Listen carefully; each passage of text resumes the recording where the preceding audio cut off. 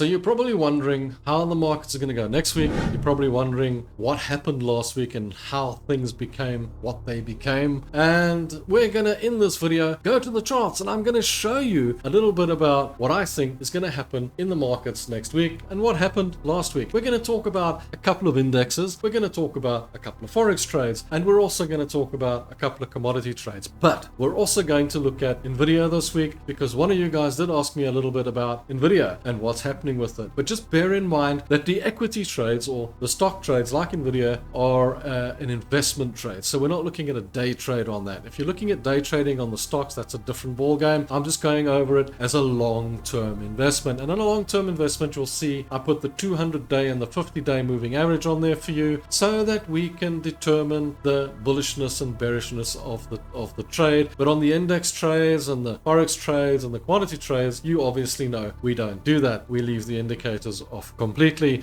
and we just look at what's going to happen in the near future. But that brings me to the point, and there's a few things that I want to clear up before I get to the charts and before I start showing you the trades. And the one thing is, I've had a couple of guys ask me a little bit of a few very intricate questions about the actual systems. And I want you guys just to understand that I am here to show you how I trade and my systems and the things I've been doing for the last 30 years. And there's a couple of guys that have said to me, have you been doing this for 30 years? Have you been doing that? Look, strategies change over years. What we were doing 30 years ago is drawing things with pencils and that sort of stuff. And things have improved immensely over the years with computers and technology and that sort of thing. I mean, there's so many indicators available to you now that it's absolutely mind-boggling.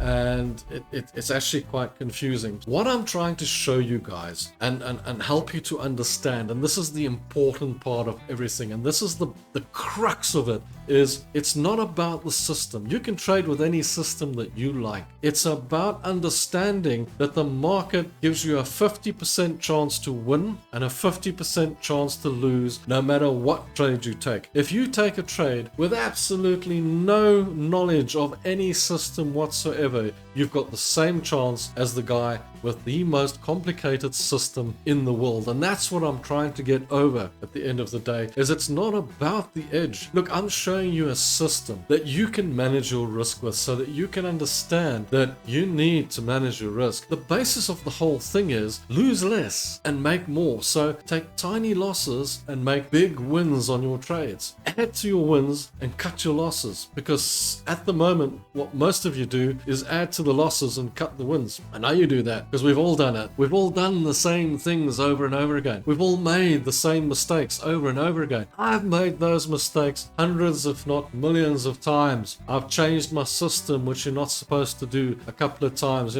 tried to, and then you always end up back on price action. You always end up going back to the simple way because you find yourself getting carried into these fancy little tricks and fancy little games that people play with your mind. And you've got to be careful of that. When I started trading, we used to draw the lines along the price. It was trend lines. I mean, they've been around forever. People are calling me a fossil and saying my systems are old-fashioned, they don't work anymore. But they've been around for the 30 years that I've been trading, and they've always worked. They've always worked because you know why? Because they're basic and they are simple. They are not complicated. You don't have to change the system every 5 minutes. I've seen people saying that you have to change with the markets and things change and that things don't work the same every time. But I can tell you something, guys, price action stays the same. The market is as basic as this. You buy and you sell. You buy when you think it's going up and you sell when you think it's going down. And it's all about whether you believe it's going to go long or whether you believe it's going to go short. And the other guy who's buying or selling against you believes the opposite. And that's as simple as it gets, guys. Don't get complicated. Don't overcomplicate these systems all the time. So that's what I'm trying to get over to you guys. Sorry to ramble on, but I just need you to know that it's really about psychology. It's all in the mind. It's all in the head. When you start winning, don't get overexcited. Remain calm and keep to the plan.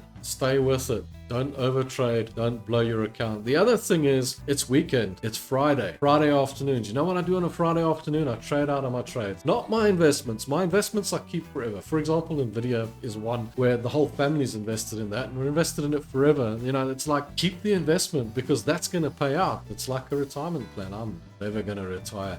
I love trading. I like my trading. I even enjoy making these videos. That's why I make them. I'm enjoying myself. I don't do it for any other reason than I'm I'm actually enjoying doing it. So the trading is a big thing as well. I've always loved trading. It's always been something that I've been attracted to, and I love doing, and that's what keeps me going is doing it at the end of the day and getting up and having some fun. I look forward to the Monday mornings, and if you're holding a trade over the weekend, you'll come back on a Monday morning and there's a very good chance that the things haven't worked out the way you expected them to. Things always change on a Monday morning. It's always different. Now, particularly this weekend, what I'm saying to you guys is be very careful. There's a lot of volatility around the world. There's a lot of talks of wars and things like that. And if you were to have a war over the weekend, look, if you were short, you wake up on Monday morning with a smile on your face. But if you were long against the market, you probably wake up with a blown account. So it can happen. I'm just saying I'm not saying it's going to happen, but you could be short on the market. Don't think you're going to take a short and think, there's going to be a war this weekend. You wake up on Monday morning, everyone's in euphoria because everything's going well. The economy suddenly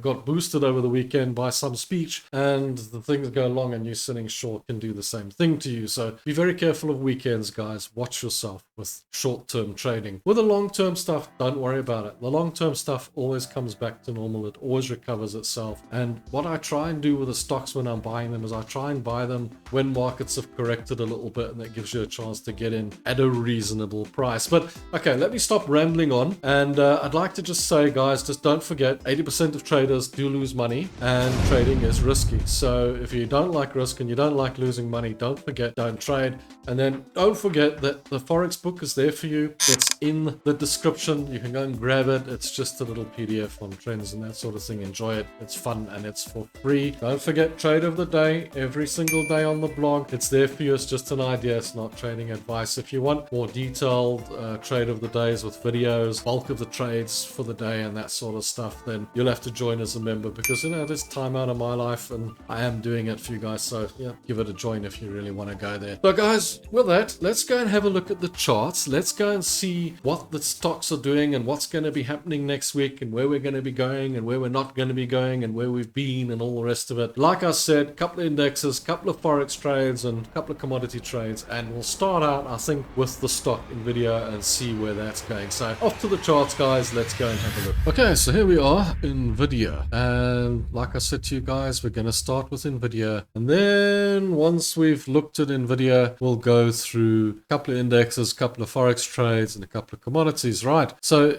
the guy asked me to look at Nvidia. So when I look at an investment, I look on the day chart, not on the 4-hour chart. So this is an investment for a longer period of time. The purple line is the 50-day moving average, and as you can see, the 50-day moving average is above the 200-day moving average. So this still remains a positive trade. And just so you know, this is one of my babies as well. So I do like this trade. I think it's a very positive trade. So the guy who asked me about this, believe me, you're in a good investment. But with stocks, don't be trading in and out of stocks every 5 minutes. Stocks tend to be forever. But let's go and take a weekly chart. We start at the weekly chart, and let's just have a look at what we've got on the weekly chart for Nvidia as a whole. And we do have a resistance at the top, but I don't even look at resistances on investments. I'm just sort of putting it there for information. We've got a support down here, big support area in this area here, just for a little bit of information. Now, let's go back to the candles, and let's go back to our day chart, and let's go and see what that has produced for us on the day chart. And what it's produced for us is a fantastic little bit of information that says, hey guys, look at this, we're going long again. There's your support. You were worried about the support. This is just a little bit of market structure. So she's gone up, come back a little bit, relaxed, gone up, come back a little bit, relaxed, gone up. It has broken structure a little bit, but it's just a bit of a correction, which is kind of going with the markets.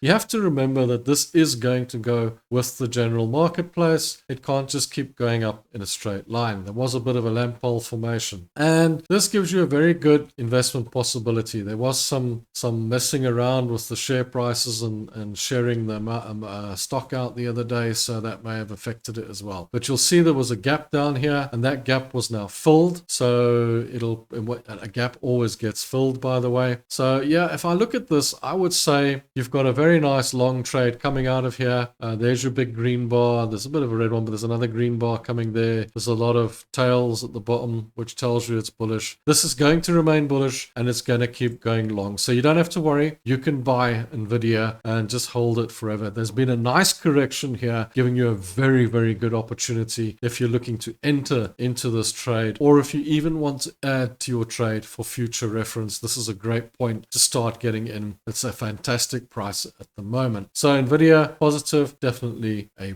buy. Right, our next stock, the next thing we're going to look at is the US 500. Let's go and have a look at the US 500 because that was a biggie this week. Let's remove the indicators because we don't want them. And these are daily levels, right? So let's just go and have a look at our 4-hour chart, see what we've got. Now on the 4-hour, you see here, it's giving us a positive candle out. It's broken through what was, it broke through the support, became a resistance, but it broke back through the resistance now, and it looks like it wants to go long. The green candle is telling us that the US 500 could possibly give us a long trade here. But on the US 500 and on the indexes in general, with the way things are at the moment, I would probably wait for Monday morning before I get into a trade on this particular product, unless I'm trading on the 5 minutes or the 15 minutes, in which case I might look at a trade here. But if I'm looking at the 4-hour chart, I'm not going to trade into this today because I have to trade on the close of this green candle, and then I'm probably going to end up holding it over the weekend. And like I say, I actually don't want to do that. I'd actually prefer to miss the trade completely and take a short from the resistance up here if it bounces back up here. But I'm actually a little bit skeptical as to whether the US 500 will bounce.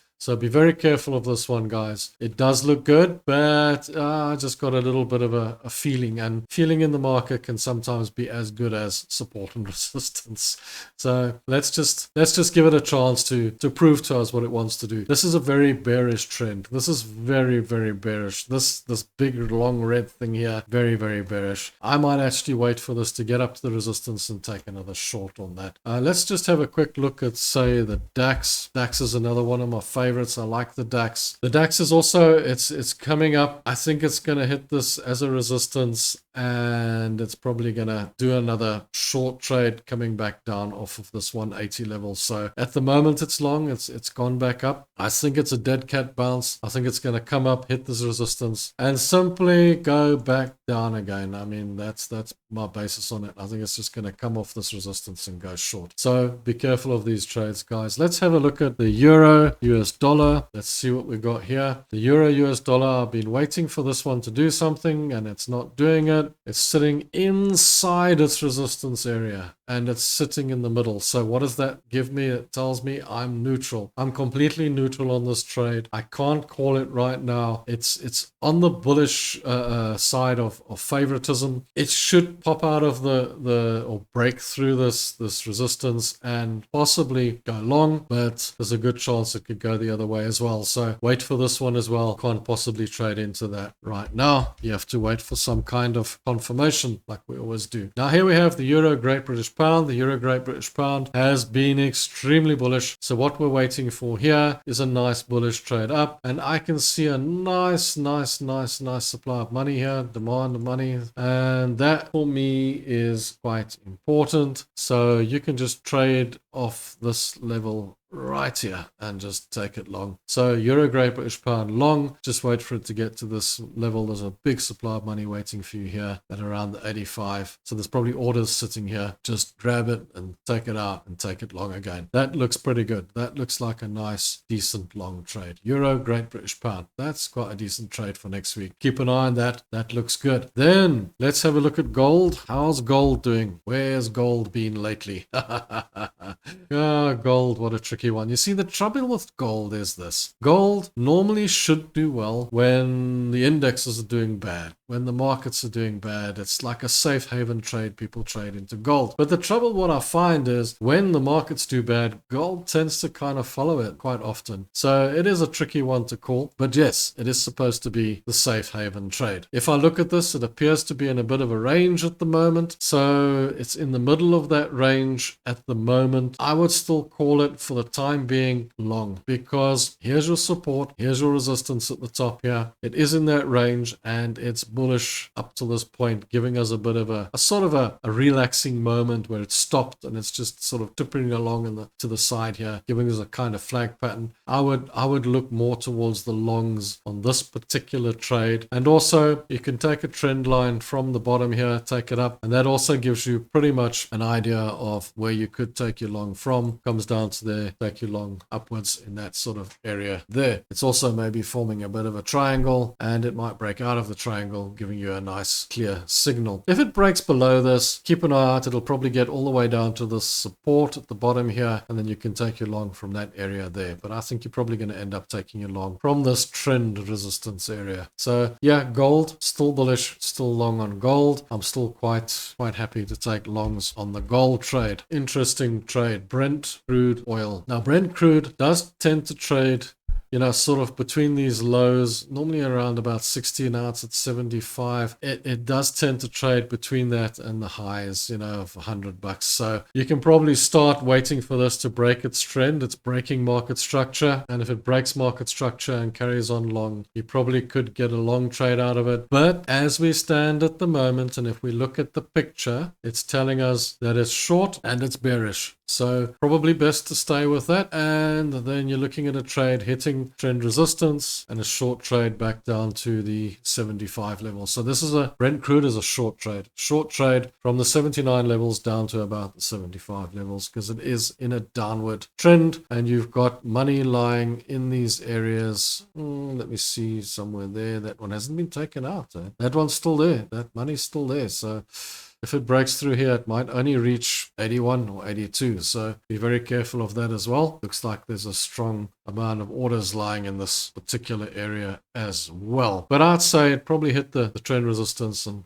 go short. So Brent, most likely a short trade. So how's it been going in the last week? The last week has been quite a nightmare for all those people that were holding long trades. But everyone that's been holding short trades probably has enjoyed their week.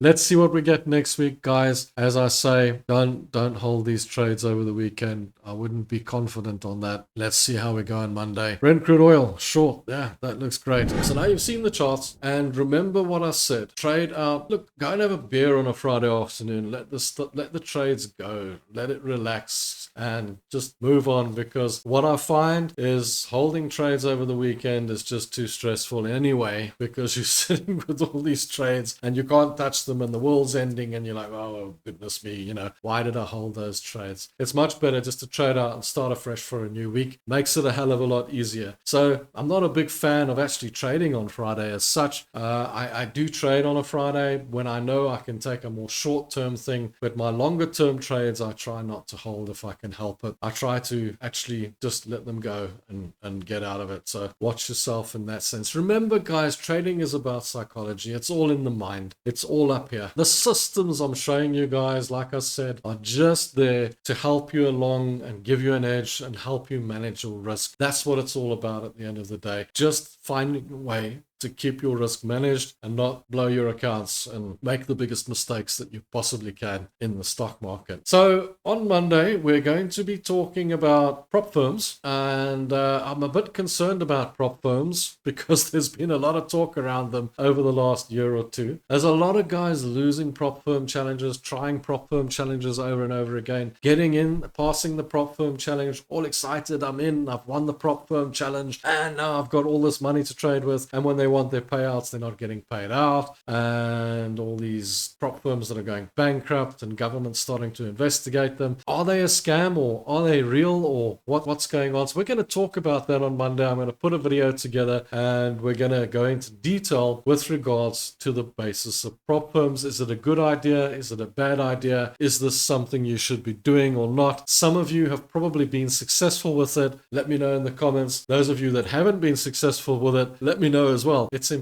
I would like to know. I might do an experiment myself if I get the time, because it is time consuming, and maybe I can do it on the side and do an experiment with one of these prop firms. But I'm not big on it because firstly, I don't like the rules. I don't like the time schedules. I don't like the drawdown rules. There's a whole bunch of things that I'm really not too positive about. But yeah, we'll have a look. We'll see what it's all about. So I'll see you on Monday for that video if you're interested in that sort of subject matter, perhaps. And we'll take it from there. Thanks for watching. Don't forget to watch the last video. Till the next one. Cheers, thanks, and bye.